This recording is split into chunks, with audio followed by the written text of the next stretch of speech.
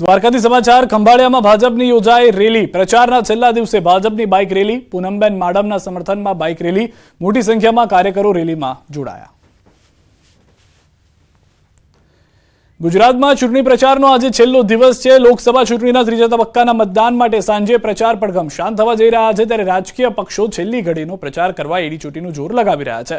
આજે ભરૂચમાં ભાજપના સાંસદ અને પ્રખ્યાત અભિનેત્રી નવનીત રાણાએ ઉમેદવાર મનસુખ વસાવાના સમર્થનમાં રોડ શો યોજ્યો અને મનસુખ વસાવાને જીતાડવા અપીલ કરી હતી। ભરૂચ શહેરના 7X કોમ્પ્લેક્સમાંથી રોડ શોની શરૂઆત થઈ। રેલીમાં મોટી સંખ્યામાં બાઇક ચાલકો જોડાયા હતા અને જય શ્રી રામના નારા લગાવ્યા હતા।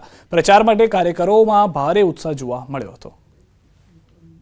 यही लगता है कि गुजरात का नसीब है कि मोदी जैसे मुख्यमंत्री थे और मोदी जी जैसे आज प्राइम मिनिस्टर हैं, क्योंकि विकास के लिए भरूच में जितनी बड़ी कंपनीज हैं, मेडिसिन फार्म कंपनी जैसी बहुत बड़ी इंडस्ट्रीज लाने का, और यहाँ से जो कॉरिडोर हाईवे बना है मुंबई तक का, और आने वाले समय में मुंबई गोवा आगे कनेक्ट हो रहा है, मुझे लगता है विकास की गंगा अगर कहीं बहती है तो वो गुजरात में बहती है।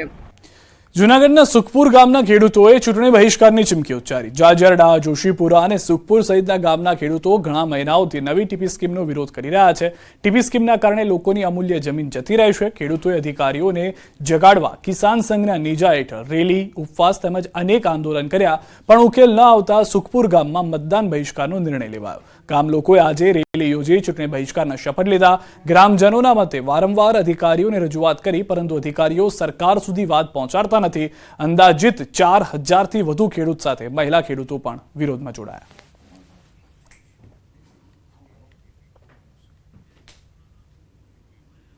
લોકસભા ચૂંટણીના ગણતરીના કલાકો બાકી રહ્યા છે, ત્યારે રાજકીય પક્ષો અંતિમ ઘડીએ અંતિમ પ્રચાર કરી રહ્યા છે। તો બીજી તરફ અમદાવાદમાં રાજપૂત સમાજના લોકોએ રેલી કાઢી રૂપાલાનો વિરોધ દર્શાવ્યો હતો। નરોડાથી વસ્ત્રાલ સુધી રાજપૂત સમાજના 36 કોમની રેલીનું આયોજન કરવામાં આવ્યું। 500 કાર અને 1100 બાઇક સાથે ધર્મરથ નામથી રેલીનું આયોજન કર્યું। ક્ષત્રિય સમાજમાં રૂપાલા પ્રત્યે રોષ હજી પણ યથાવત જોવા મળી રહ્યો છે। જૂનાગઢમાં ગ્રામજનોનો સખત વિરોધ। સુખપુર ગામે ગ્રામજનો દ્વારા ટીપી સ્કીમ મુદ્દે વિરોધ કરી મતદાન બહિષ્કારના શપથ લીધા। ગ્રામજનોએ ટીપી સ્કીમ મુદ્દે વિરોધ કરી આગામી 7 તારીખે સુખપુર ગામના રહેવાસીઓ મતદાન નહીં કરે તેવી ચીમકી ઉચ્ચારી છે। કોંગ્રેસના મેનિફેસ્ટો મુદ્દે ભાજપના આરોપ પર કોંગ્રેસે જવાબ આપ્યો છે અને ભાજપ પર આકરા પ્રહાર કર્યા। અમદાવાદ આવેલા કોંગ્રેસના નેતા સુપ્રિયા શ્રીનેતે દાવો કર્યો કે કોંગ્રેસનું ઘોષણાપત્ર ક્રાંતિકારી છે, તેમાં તમામ વર્ગની વાત કરાય છે, પરંતુ ભાજપ કોંગ્રેસના મેનિફેસ્ટો અંગે ખોટા પ્રચાર કરી રહ્યું છે। આ ઉપરાંત સુપ્રિયા શ્રીનેતને એવું પણ કહ્યું કે કોંગ્રેસની સરકાર બનશે તો અમે જાતિગત જનગણના કરાવીશું। જાતિગત જનગણના કેમ જરૂરી છે તે અંગે પણ સુપ્રિયા શ્રીનેતની સ્પષ્ટતા।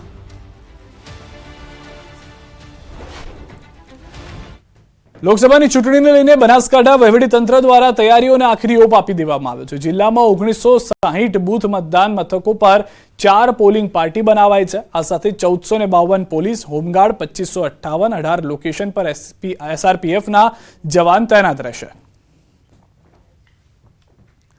આ તરફ આણંદમાં ચૂંટણીને લઈને તૈયારીઓને આખરી ઓપ અપાયો છે, ત્યારે આણંદ કલેક્ટર પ્રવીણ ચૌધરીએ પણ પોતાના મતાધિકારનો ઉપયોગ કરવા અપીલ કરી છે। કાસ્ટિંગની વાત કરીએ તો ટોટલ 1773 મતદાન મથકો પૈકી 888 મતદાન મથકો ઉપર લાઈવ વેબકાસ્ટિંગની વ્યવસ્થા ઊભી કરવામાં આવી રહી છે અને આ મતદાન મથકોનો લાઈવ ટેલિકાસ્ટ મુખ્ય નિર્વાચન અધિકારી શ્રીની કચેરી અને ECI પણ જોઈ શકે છે અને અત્રે પણ એક કંટ્રોલ રૂમ ઊભું કરવામાં આવ્યું છે। લોકસભાની ચૂંટણીને હવે ઘડીઓ ગણાઈ રહી છે, ત્યારે સાબરકાંઠા ચૂંટણી વહીવટીતંત્ર દ્વારા તૈયારીઓને આખરી ઓપ અપાઈ દેવામાં આવ્યો છે। સાબરકાંઠા અને અરવલ્લી જિલ્લાના મતદારો માટે તમામ પ્રકારની વ્યવસ્થા કરી દેવામાં આવી છે। સાબરકાંઠામાં 1279 મતદાન મથકો અને અરવલ્લી જિલ્લામાં 1047 મતદાન મથકો નિશ્ચિત કર્યા છે। તમામ મતદાન મથકો પર ફર્સ્ટ એડ કિટ, ORS સહિતની વ્યવસ્થા ખડકી દેવામાં આવી છે। તમામ વ્યવસ્થા મતદારોને કોઈ મુશ્કેલી ન પડે, જ્યાં આગળ છાંયડાની જરૂર છે ત્યાં આગળ મંડપ, પાણીની વ્યવસ્થા પણ આપણે મતદાન મથક ઉપર ગોઠવેલી છે। હીટ વેવને ધ્યાનમાં રાખીને આપણે દરેક મતદાન મથક ઉપર એક આશા વર્કર બેનને આપણે ડ્યુટી આપેલી છે। એ તમામ પ્રાઇમરી દવાઓ સાથે ORSના પેકેટ સાથે એ બૂથ ઉપર રહેશે પેરામિલિટરી ફોર્સ પોલીસનો ઉપયોગ કરી અને 200થી વધારે ફ્લેગ માર્ચ રૂટ માર્ચ કરી છે અને લોકોનો વિશ્વાસ સંપાદન કરે તેવી પ્રક્રિયા હાથ ધરેલી છે. પોલીસની કામગીરીની વાત કરું તો સાબરકાંઠા જિલ્લાની જે સરહદો છે એ રાજસ્થાન સાથે જોડાયેલી છે. 185 કિલોમીટરનો સરહદી વિસ્તાર છે. ત્યાં અમે 10 જેટલી ઇન્ટરસ્ટેટ ચેકપોસ્ટ કાર્યરત કરી હતી, જેના પર CPMF, પોલીસ અને હોમગાર્ડની અમે ફાળવણી કરેલી હતી. તમામ ચેકપોસ્ટ પર CCTV કેમેરા પણ લગાડેલા છે. લોકસભાની મહાપર્વમાં સૌએ પોતાના મતાધિકારનો ઉપયોગ કરવા ભરૂચ કલેક્ટરે અપીલ કરી છે. જિલ્લા ચૂંટણી અધિકારી અને કલેક્ટર તુષાર સુમેરાએ તમામ મતદારોને અવશ્ય મતદાન કરવા અપીલ કરી છે. એક પણ મતદાર મતદાન કર્યા વિના બાકી ન રહે, જેને અનુસરી લોકશાહીમાં દરેક મતોનું મૂલ્ય અને નાગરિક તરીકે મતદાનની નૈતિક ફરજ નિભાવવાનો ભારપૂર્વક અનુરોધ કર્યો હતો. એક પણ વ્યક્તિ મતદાનથી વંચિત ના રહેવો જોઈએ. જ્યારે આટલી સુવિધા ઊભી થઈ રહી છે ત્યારે અમે નાગરિકોને ખાસ અપીલ કરું છું કે મેક્સિમમ નંબરમાં આપણે મતદાન કરીએ. બધા લોકો આપણા પરિવાર સાથે મતદાન કરીએ. આપણા પરિવારનો પ્રસંગ છે. આ તરફ સુરતથી મહત્વના સમાચાર. હિન્દુવાદી નેતાઓની હત્યાનું ષડયંત્ર રચવાનો કેસ. આરોપી મૌલવીના 10 દિવસના રિમાન્ડ મંજૂર. સુરત ક્રાઇમ બ્રાન્ચે મૌલવીને કોર્ટમાં રજૂ કર્યો હતો. મૌલવીએ સુરતના હિન્દુવાદી નેતા ઉપદેશ રાણા, હૈદરાબાદના ધારાસભ્ય રાજાસિંહ અને ભાજપના પૂર્વ મહિલા નેતા નુપુર શર્માની હત્યાનું કાવતરું કર્યું હોવાનો દાવો છે. મહત્વનું છે કે ઉપદેશ રાણાને અવારનવાર ઇન્ટરનેશનલ કોલ મારફતે જાનથી મારી નાખવાની ધમકી મળતા તેમણે ફરિયાદ નોંધાવી હતી, જે બાદ તપાસ ક્રાઇમ બ્રાન્ચને સોંપાઈ. ક્રાઇમ બ્રાન્ચની તપાસમાં હત્યાના ષડયંત્રનો પર્દાફાશ થયો હતો.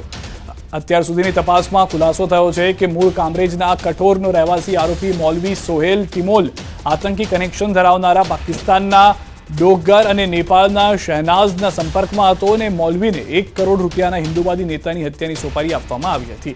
આ ઉપરાંત સોહેલે ઓનલાઈન ગેમ મારફતે પાકિસ્તાનથી ઘાતક હથિયાર પણ મંગાવ્યું હોવાનું સામે આવ્યું. તો સોશિયલ મીડિયા મારફતે પણ 2 કોમ વચ્ચે વૈમનસ્ય ફેલાવવા મૌલવી કમેન્ટ કરતો હતો. ખાસ કરીને હિન્દુ ધર્મ, દેવી દેવતા, રાષ્ટ્રધ્વજને મોફ કરી શેર કરતો. ક્રાઇમ બ્રાન્ચને મૌલવી પાસેથી લાઓસ દેશનું ઇન્ટરનેશનલ સિમ કાર્ડ પણ મળ્યું છે. આમ રાષ્ટ્ર વિરોધી પ્રવૃત્તિ પણ સામે આવતા ક્રાઇમ બ્રાન્ચે રિમાન્ડની માંગણી કરી. હવે તપાસમાં વધુ ચોંકાવનારા ખુલાસા થાય તેવી શક્યતા છે.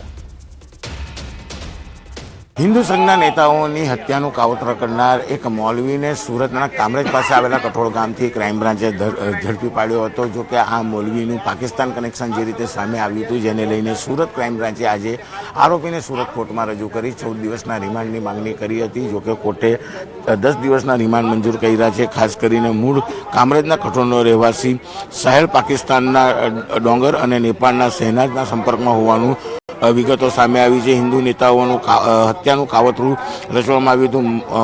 મૌલવી સોહેલ 1 કરોડ રૂપિયાની સોપારી લીધી હતી. ખાસ કરીને આતંકી કનેક્શન જે રીતે સામે આવ્યું છે, પાકિસ્તાન કનેક્શન સામે આવ્યું છે, જેને લઈને પોલીસે હવે તપાસનો ધમધમાટ શરૂ કર્યો છે. હિન્દુ ધર્મ વિશે મૌલવી અભદ્ર કોમેન્ટ કરી વિડીયો પોતાના સોશિયલ મીડિયા પર મૂકતો હતો. 2 કોમ વચ્ચે દુશ્મની થાય તે પ્રકારના મેસેજો ફેલાવવાનું કામ કરતો હતો. સોશિયલ મીડિયામાં જે કોમેન્ટો કરતો હતો તેને લઈને આ મૌલવી ઉપર પોલીસની લાંબા સમયથી નજર હતી.